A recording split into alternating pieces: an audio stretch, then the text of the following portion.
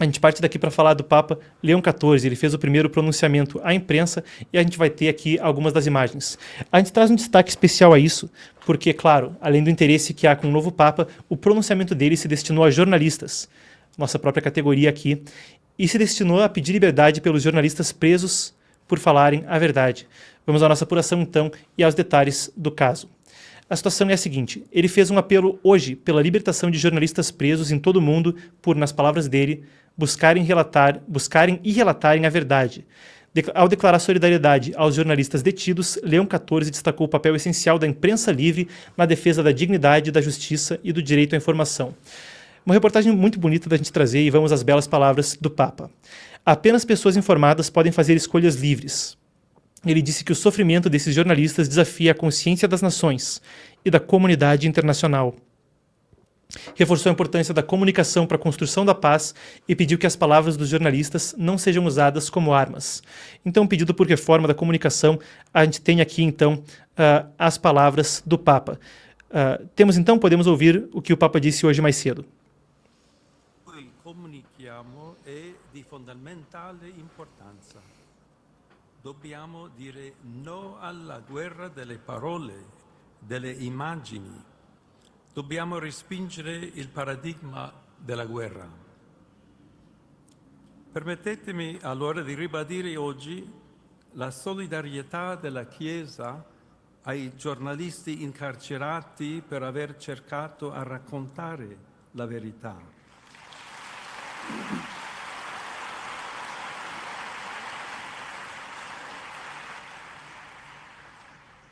E con queste parole anche chiedere la liberazione di questi giornalisti incarcerati. Muito bem, ele pediu também, então, uma reforma na comunicação no sentido seguinte: uma comunicação honesta e sem estimular o fanatismo ou o ódio. Vamos a mais um trecho, então, do que disse o Papa mais cedo.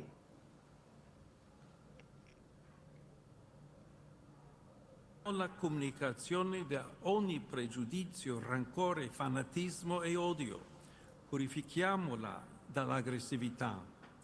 Non serve una comunicazione fragorosa, muscolare, ma piuttosto una comunicazione capace di ascolto, di raccogliere la voce dei deboli che non hanno voce. Disarmiamo le parole e contribuiremo a disarmare la terra. Una comunicazione disarmata e disarmante ci permette di condividere uno sguardo diverso sul mondo e di agire in modo coerente con la nostra dignità umana. Muito bem, o Papa pediu o fim de uma torre de Babel na comunicação, claro, quando Deus confundiu as línguas conforme o homem arrogantemente tentava ascender aos céus pela obra humana. Ele disse que um dos grandes desafios de hoje é promover uma comunicação capaz de nos tirar da Torre de Babel e encontrar uma linguagem comum. Um dos desafios mais importantes de hoje é promover a comunicação e nos tirar da Torre de Babel em que às vezes nos encontramos, da confusão de linguagens sem amor, muitas vezes ideológicas ou tendenciosas. Por isso, seu serviço com as palavras que vocês usam e o estilo que vocês adotam é importante. Foi o primeiro pronunciamento do Papa, fecha aspas, então, à imprensa desde a eleição dele na semana passada. A gente estava em viagem, como a gente acompanhou mais cedo no programa, e não tive a oportunidade de cobrir também a ascensão do Papa, então, do Papa Leão XIV. Mas interessantíssimo que no seu primeiro pronunciamento à imprensa ele tenha destacado isso aos jornalistas. E são palavras muito bonitas que também nos convocam a refletir sobre como poder, independentemente de qualquer crença, de quem é católico, quem não é católico, quem é cristão ou quem não é cristão, a refletir sobre como também fazer um bom trabalho de servir ao público, que afinal é o que a gente quer fazer como jornalistas. Ele é o primeiro Papa americano e recebeu os jornalistas na sala Paulo VI, no Vaticano. Como o nome dele como leigo, como bispo, era Robert Francis Prevost. Diante do cenário onde o Papa fala isso, a gente traz então à tona os dados sobre a repressão de jornalistas pelo mundo. Em 2024 foi um cenário dantesco no qual essa situação voltou a crescer. A gente tem ao lado também o relato de duas entidades que a nossa apuração trouxe à tona. A CPJ, o Comitê para a Proteção dos Jornalistas, e a gente também vai trazer o índice do Repórteres Sem Fronteiras. A gente especificamente gosta de trabalhar com mais de uma fonte quando a gente fala dessas questões, mas lá vai então. Pelo CPJ, China, Israel e Mianmar lideram a lista dos países que mais prenderam profissionais da imprensa, com Bielorrússia e Rússia completando um ranking dos 5 maiores ofensores. A gente já vai trazer algumas nuances a respeito desses dados, mas de acordo com um relatório mais recente, pelo menos 361 jornalistas estavam presos no mundo no dia 1º de dezembro. 361 jornalistas. Um breve adendo antes da gente continuar, a gente teve experiências pessoais com isso.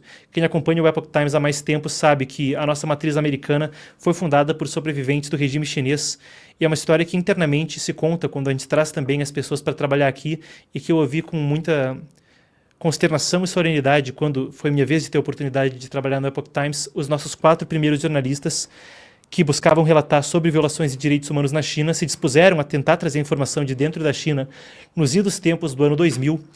Foram os 4 presos, ficaram presos 10 anos. Um outro grande jornalista que trabalhou aqui no Epoch Times, esse como correspondente na África, Luca Biniat. Eu lembro desse nome porque eu tinha acabado de entrar em 2020, 2021. O Luca foi preso na Nigéria por noticiar a respeito da perseguição aos cristãos no país. Se eu não me engano, foi na Nigéria, talvez tenha sido outro país.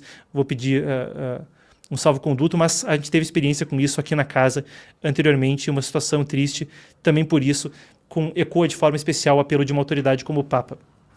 Vamos a outra fonte, então, a Repórteres Sem Fronteiras. A gente tem aqui a capa do relatório deles, o balanço de 2024 apontou o seguinte: um cenário ainda mais preocupante. Até o final de 2024, ao menos 550 jornalistas encarcerados por trabalhar como jornalistas, não por outros motivos, mas pelo trabalho jornalístico, um aumento de 7% em relação ao ano anterior. 7% nesse contexto, vamos jogar aqui de cabeça o quê? 50 pessoas? Por mais que seja um número aparentemente pequeno, são pessoas detidas, afinal de contas, pelo trabalho que a gente está realizando aqui, pessoas como eu e como os colegas da casa tentando trazer informação à tona. A China tem 124 jornalistas detidos, incluindo 11 em Hong Kong. Myanmar são 61 presos, Israel 41. A Rússia teria 31 jornalistas presos, sendo quase metade ucranianos. Um adendo sobre a questão israelense, porque também é uma área que traz controvérsia. Esse número disparou depois da guerra com o Hamas e envolve também a questão de jornalistas que Israel considera estarem associados a atividades terroristas. Então fica um adendo a respeito desse assunto também.